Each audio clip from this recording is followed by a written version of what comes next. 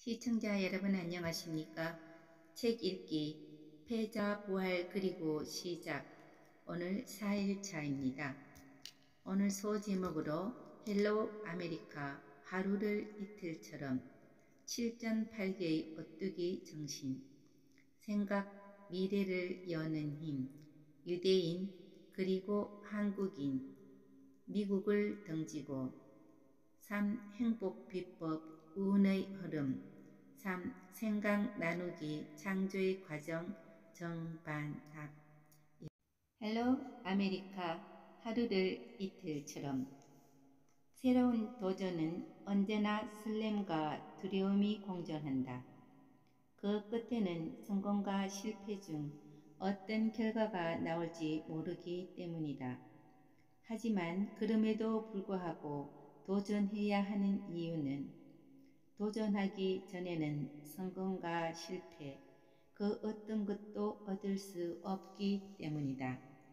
7.8개의 오뚜기 정신 벌써 몇 번째인지 모를 도전. 미국으로 향하는 길은 여전히 멀어 보였다. 전역 후 졸업과 동시에 MBA 과정을 입학하기로 결심했으나 토플과 GMAT 시험은 결코 녹록치 않았다. 그러나 포기할 수 없는 일이 있었다. 포기하는 순간 나와 미국과의 인연은 끝날 것만 같았다. 그래서 또 포기할 수 없었다. 번번이 퇴짜를 맞았지만 마치 연애를 하는 심정으로 도전하고 또 도전했다. 패스트푸드와 짬뽕으로 연명하다 짬뽕 국물에 비친 자신의 처량해 닭똥 같은 눈물을 뚝뚝 흘리고 그 국물을 들이키며 뱉던 도전. 힘겨운 현실을 딛고 성공한 사람들이 나오는 프로그램을 보며 해보자며 주먹을 불끈 쥐며 다짐했던 도전. 배용준이 나오던 호텔 인수합병 관련 드라마를 보며 인수합병 전문가가 되겠노라 생각했던 도전. 그럼에도 쉽지 않았던 도전이었다. 하지만 평소 천재지변이 아닌 이상 사람이 하는 일에는 절대 못할 일은 없다고 믿는 신념은 기약 없는 도전 정신의 원천이었다. 그리고 그 신념대로 오를 것 같지 않던 성적은 시험을 본 횟수와 비례해 일정하게 오르고 있었다. 결국 마지막이라는 심정으로 도전한 시험에서 MBA에 지원 가능한 최저점을 획득할 수 있었다. 그러나 말 그대로 지원 가능한 점수일 뿐 그 이상도 이하도 아니었다. 경쟁자들에 비해서는 너무도 초라한 점수였다. 물론 이 시험을 준비하기 전과 비교하면 이마저도 황송한 성적이었다. 그래도 한 고비 넘어 또 다른 고비를 맞는 것만 분명했다. 그래도 GMAT를 공부할 당시 속해 있던 스터디 그룹 멤버 중에는 나만 지원에 성공했다. 물론 그들이 점수가 나보다 떨어지거나 부족한 것은 아니었다. 스터디 그룹의 멤버는 다양한 경력의 소유자들이었는데 대기업의 간부부터 전문 강사 등 소위 공부 좀 하는 사람들이었다. 그들은 토플 점수 역시 나보다 월등히 높았다. 그런데 그 그룹에 MBA 입학 지원서를 접수한 것은 나뿐이었다. 다들 공부는 열심히 했으나 직장, 가정 등 미래에 대한 불안감 때문에 미루거나 마지막 결정을 하지 못한 것이다. MBA 시험에는 토플과 GMAT 말고도 에세이가 있었다. 글을 쓰는 재주는 배울 수 있지만 경험은 포부만큼은 돈으로 살 수 없다고 생각했다. 그렇기에 그 경험과 포부를 녹여낼 수 있도록 수없이 고치고 고쳤다. 에세이는 낙하산 추락으로 죽을 위기를 딛고 최선을 다해 살아온 이야기, 훈련소 시절 독사를 잡았던 이야기 등 그간 겪은 역경의 순간과 그것을 극복한 과정을 풀어냈다. 그렇게 왕선된 에세이는 시카고 다운타운에 소재한 경영대학원인 Illinois Institute of Technology Louis Stewart Graduate School of Business MBA 일리노이 공과대학 슈튜어트 경영대학원 MBA 과정에 입학 지원서와 함께 보냈다. 지원서는 손을 떠났고 결과는 타인의 손에 넘어가게 되었다. 하루에도 수십 번 열어보는 메일함. 애타는 마음을 아는지 모르는지 아무 소식도 기척도 없었다. 그러나 지금 생각해도 웃긴 건 합격자 발표일이 되지 않았음에도 그 과정을 반복했다는 것이다. 끝없는 도전 끝에 이뤄낸 작은 성취, 그리고 그 성취를 통해 얻어낸 새로운 도전의 결과였기 때문인지 결과를 기다리는 설렘이 있었다. 그 모습을 본 지인들이 이제 그만 포기해라. 시도해 봤으니 좋은 경험이라고 생각해라. 는 등 절대 합격할 수 없다는 듯 이야기를 했다. 그러나 포기하지 않으면 실패도 없는 것처럼 반드시 합격할 것이라는 믿음을 놓지 않았다. 그리고 그날이 왔다. 경영대학원의 부학장 명의로 도착한 한 통의 메일. 당신은 본 대학에 조건부로 합격하게 되었습니다. 개관 전 2달의 최상위 랭귀지 코스에서 성취를 증명해야 하며 그 기준을 충족시 최종 합격하게 됩니다. 부디 좋은 결과가 있기를 바랍니다. 슈튜어트 경영대학원 부학장 린 밀러. 만세! 나도 모르게 소리를 지르고 말았다. 처음에는 의아해하던 사람들은 설마 하는 생각으로 다가와 물었다. 모두의 예상을 뒤엎은 합격 소식에 사람들은 놀라움을 금치 못했고 사실 나 역시 어린둥절한 기분이었다. 그리고 합격 소식과 함께 찾아온 포기하지 않으면 실패하지 않는다는 굳은 신념, 그리고 생각했다. 만약 떨어졌더라면 또다시 도전했을 것이라고. 아마도. 생각, 미래를 여는 힘. 하나, 둘, 셋. 고등학교 1학년 때까지 아는 영어 단어는 마음 먹고자 하면 손가락으로 셀 수 있을 정도였다. 그런데 내가 미국에 왔다. 그것도 경영학을 전공하는 대학 강의실에 도무지 없을 것만 같던 일이 현실이 된 순간 꿈과 같은 성취의 달콤함은 사라지고 현실의 두려움이 엄습했다. 오히려 입학 지원서를 준비했던 시기는 행복했을 만큼 너무도 높은 벽을 만난 느낌이었다. 미국 생활을 만끽하는 것은 엄두조차 없었고 자는 시간마저 사치였다. 하루 3시간 남짓 눈을 붙이며 공부했지만 수업을 따라가는 것도 버거웠다. 그렇게 하루하루가 끝나는 것이 아쉬웠고 한편으로는 내일이 찾아오는 것이 두려웠다. 아, 맞다. 양말. 그맘때 나는 가방에 양말 한두 켤레를 넣고 다니는 습관이 생겼다. 집을 나서기도 전에 발에 땀이 벨 정도로 낯선 타국에서의 생활은 긴장의 연속이었다. 군에 있을 때도 그렇게 긴장하지는 않았다. 자유롭게 소통할 수 없다는 것 하나만으로도 엄청난 심리적 압박에 시달릴 수 있다는 것을 그때 깨달았다. 그러나 인간은 적응의 동물이라는 말 역시 틀리지 않았다는 것도 그때 깨달았다. 시간이 지날수록 더 이상 가방에 양말을 넣어 가지고 갈 필요가 없어졌다. 그렇게 미국 생활에 겨우 적응할 즈음 청천벽력 같은 소리를 듣게 되었다. 까딱 잘못하면 졸업을 못하는 상황을 맞이하게 된 것이다. 이유는 이랬다.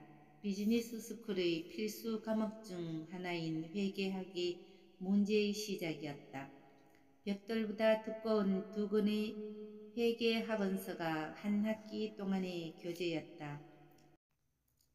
한 번 읽어내려가는 것도 한 학기가 걸릴 지경인데 B학점 이상을 받지 못하면 졸업이 불가하다는 것이었다.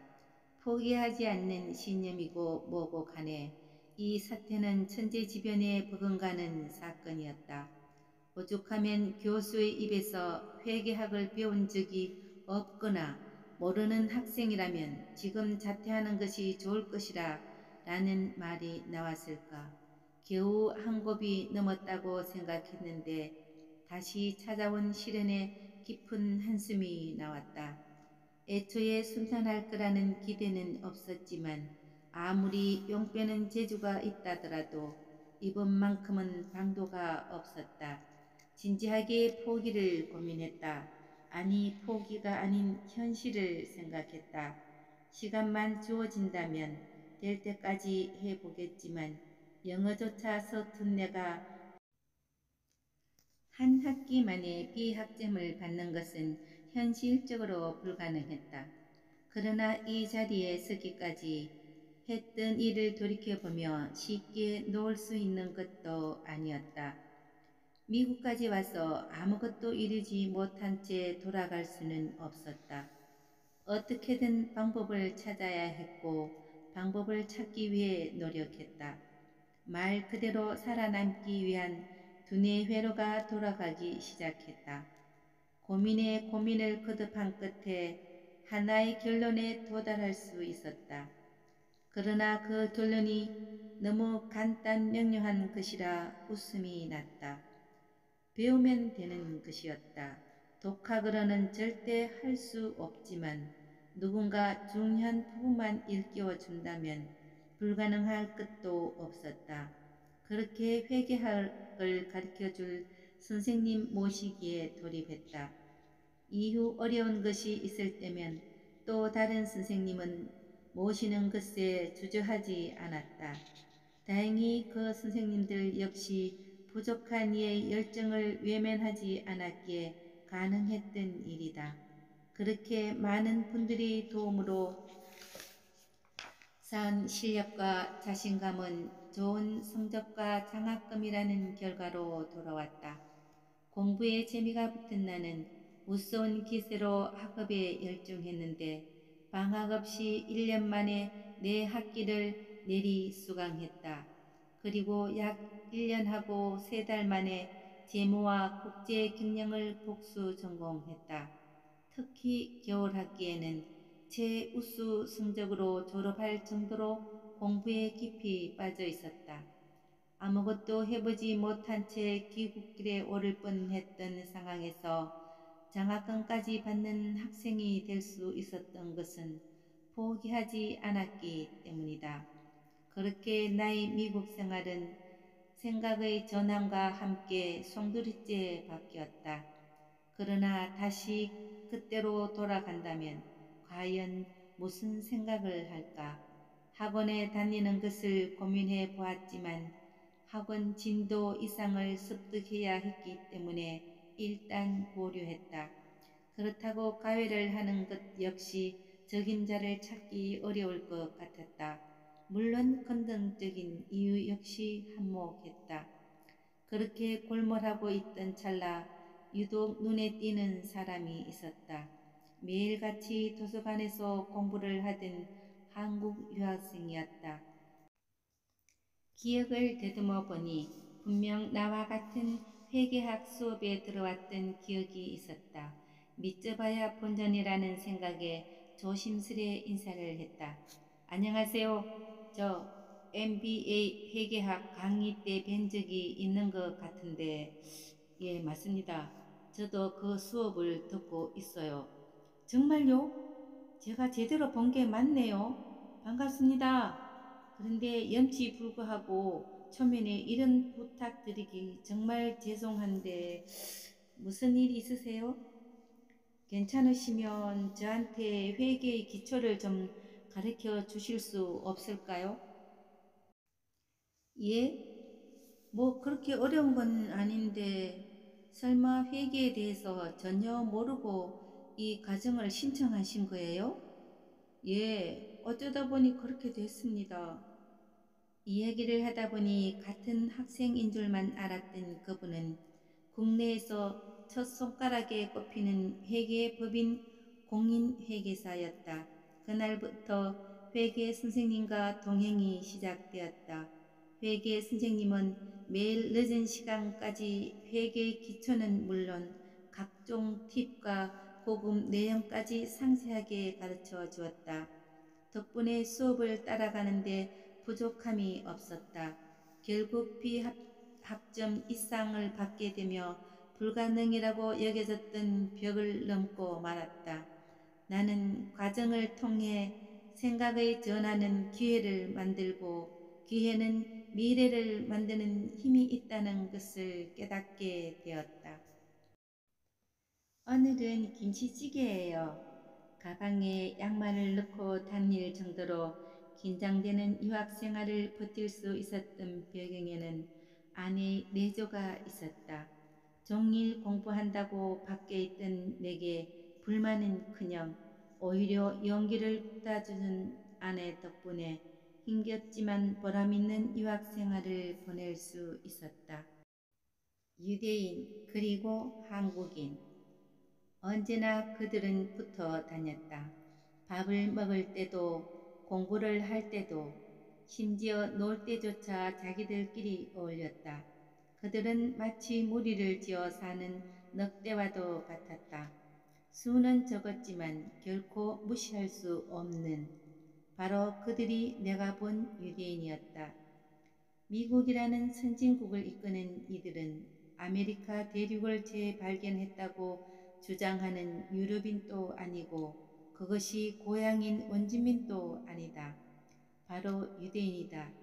산업 전반의 중추적인 역할을 맡고 있는 이들은 훌륭한 개인의 능력과 더불어 어느 민족보다 끈끈한 공동체 의식을 지니고 있다.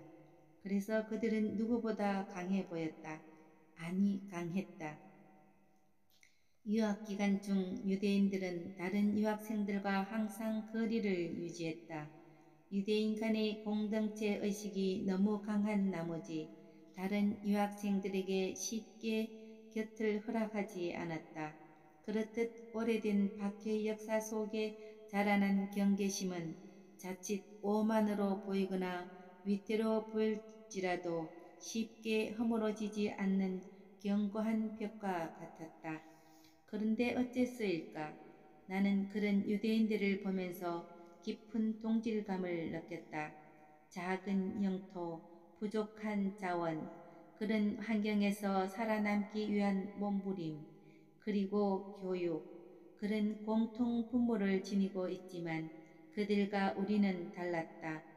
어쩌면 배타적이고 차가워 보이기도 하는 그들은 개인의 이익과 안위보다는 공동체 의식을 가장 중요한 가치로 삼고 있었다. 비슷하지만 다른 이유가 거기에 있다.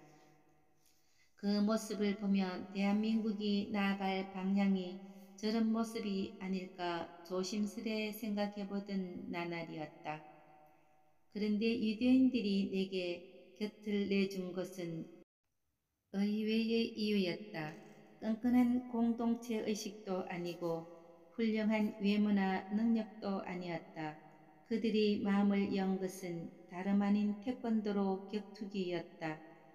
그들이 태권도에 빠진 것은 무술로서의 멋과 실용성뿐만 아니라 태권도에 담긴 정신이었다.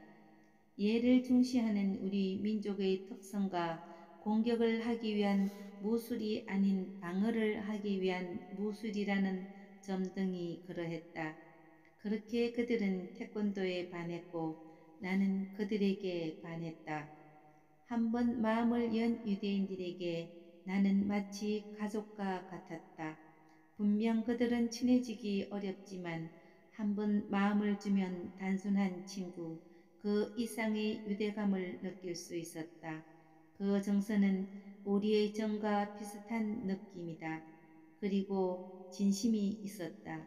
작지만 누구보다 강하고 적지만 누구보다 서로 챙기는 모습은 결국 진심에서 오는 힘이라는 것을 깨달았다. 그것은 유대인과 한국인뿐만 아니라 모든 민족, 모든 사람에게 마찬가지다. 유대인과의 교류는 앞으로 나아가야 할 삶의 길을 제시받는 느낌이었다. 상생의 길을. 미국을 등지고 영훈아 미안해서 웃자노. 전화기 너머 어머니의 목소리는 가늘게 들리고 있었다. 한동안 말을 잇지 못하던 어머니는 힘겹게 말을 이어갔다. 이야기의 내용은 이랬다. 아버지께서 운영하던 중계유선 방송사가 정부의 정책 변화로 인해 통합법인으로 신설될 종합유선방송국의 현물로 참여하게 되었고 아버지가 최대 주주로 일정 지분을 배정받았다. 거기까지는 괜찮았다. 그러나 이후 소주주들이 규합해 과반 이상의 지분을 확보하며 최대 주주를 배제하고 회사의 경영권을 가져갔다. 결국 아버지는 손도 써보지 못한 채 이사직에서 해임되며 쫓겨났다. 그러나 그게 끝이 아니었다. 집안의 재산과 사업을 통해 얻은 수익 거의 모두가 소송으로 인해 압류되었다. 사람들이 아버지와 소원해진 것은 회사보다 사하구에서의 구의원 일과 봉사활동 등에 더 많은 관심과 시간을 할애했다는 것이 이유였다. 소주주들의 입장에서 대주주인 아버지가 자신들의 이익을 도모하기보다는 다른 활동에 치중하고 같이 뭉쳐 다니지 않는 것이 보기 싫었던 것이다. 어머니는 이런 내용을 설명하면서 계속 울먹였다. 그리고 나에게 한 가지 부탁을 했다. 어차피 아버지 지분이라는 게 지금은 힘이 없다. 그런데 이렇게 아무 잘못한 것 없이 포기하기에는 너무 억울한 거 알겠노? 그래서 말인데 영훈아 네가 한번 해보거라. 제가 어머니 생각 좀 해볼게요. 너무 걱정 말고 마음 단디 먹어서.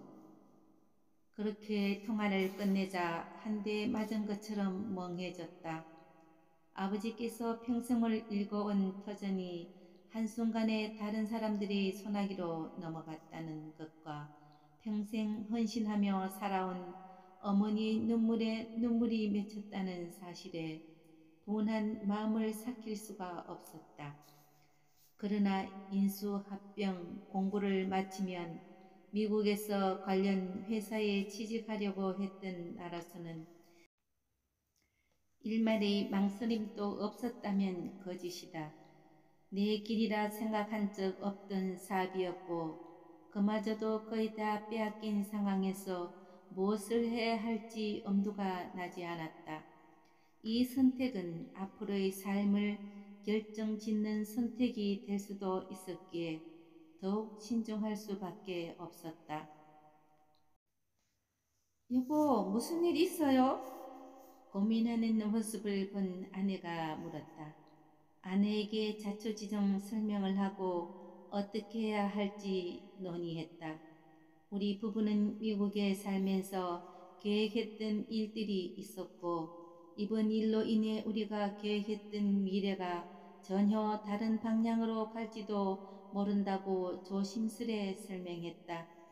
이야기를 다 듣고 난 아내는 조심스러웠던 나와 달리 너무도 명쾌했다. 우리가 많은 이야기를 하고 계획을 세우긴 했어도 부모님을 먼저 생각해야 하지 않겠어요. 여보, 나는 당신이 어떤 선택을 하든 믿고 따라갈게요. 그 말을 듣는 순간 어지럽던 마음이 정리되었다. 한편으로는 부끄러운 마음조차 들었다. 며느리인 아내도 단번에 마음을 다잡는데 자식인 내가 잠시나마 갈등한 것이 죄송했다. 생각을 정리하자 이번 기회에 평생 부모님께 받은 은혜를 갚자는 결심이 들었다. 결국 남은 과목을 다음 한 학기에 몰아서 끝내기로 마음먹고 바로 다음 날부터 잠을 줄여가며 학업을 이어갔다. 시간이 지날수록 처음의 절망과 혼란은 사라지고 해보자는 의욕이 생기기 시작했다. 물론 그 길은 가시밭길 일이지만 성장할 수 있는 기회가 될 것만 같았다. 공부하던 과목 중 가장 좋아하고 자신 있는 분야인 인수합병의 한 종류인 경영권 인수가 이번 일의 핵심이었기 때문이다. 따라서 잠을 줄여가며 공부를 하는 과정 속에서도 인수합병에 대한 서적을 틈나는 대로 읽어가며 회사의 상황을 분석하고 되찾을 수 있는 방법을 고민했다. 그렇게 몇 달 후 미국에서의 꿈을 뒤로 한 채 한국행 비행기에 몸을 실었다. 만약 그때로 돌아가 선택의 기회가 주어진다고 해도 같은 선택을 할 것이다. 시련은 사람을 키우고 도전은 새로운 가능성을 낳기 때문에. 3. 행복 비법. 운의 흐름. 우리는 살면서 운이 좋아서 이렇게 잘 살 운명인가 봐 등 운에 관한 이야기를 종종 하게 된다. 이는 무의식적으로 운에도 흐름이 있음을 느끼는 것이다.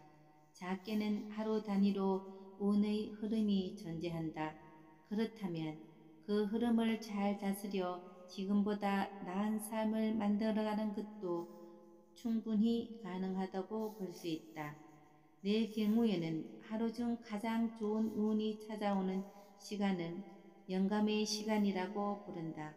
나는 그 시간이 찾아오면 먼저 그 시간을 내어주신 하나님께 기도드린다. 그렇게 맞이하는 영감의 시간에는 컨디션과 기분 좋기 때문에 중요한 일을 처리하는 데는 사용한다. 물론 그 시간이 원하는 때 찾아오는 것은 아니다. 업무 시간에도 찾아오기도 하고 퇴근 후에 찾아오기도 한다. 업무 시간에 찾아올 경우 가장 중요한 업무를 진행하는데 평소와 달리 효율적으로 일이 처리된다는 것을 알 수 있다. 기가 후에 찾아올 때는 책을 읽거나 공부를 하는 등 자기 개발에 힘쓴다. 같은 내용이라도 더욱 집중이 잘 되는 것을 느낄 수 있다. 가끔 몸이 좋지 않을 때는 심신의 안정에 사용하기도 한다. 반대로 부정적인 기운이 느껴질 때가 있다. 그럴 때는 하던 일을 잠시 멈추고 휴식을 취하면서 좋았던 일을 떠올리거나 기도를 하며 마음을 다스린다.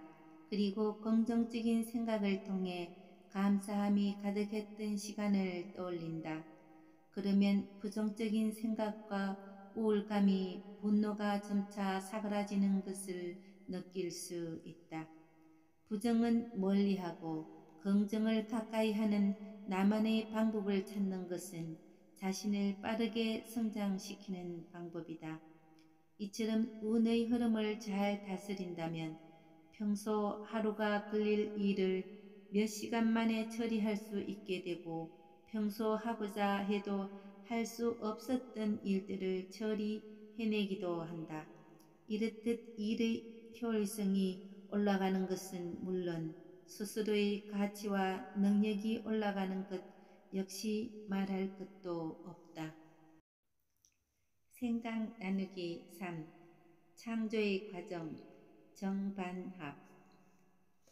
다양한 개성을 가진 개인이 모여 우리는 사회를 정반합 과정을 통해 조화를 이루고 있다. 정반합이란 하나의 주장인 정의 모순을 지적하는 반이 대립하는 과정을 통해 서로의 의견을 보완해주는 새로운 결론인 합을 도출해내는 과정이다.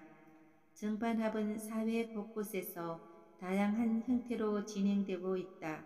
가장 작은 사회 집단의 가정에서는 부모가 옳다고 생각하는 가치를 자식에게 교육하지만 그것이 무조건 자식에게 옳은 것은 아니다.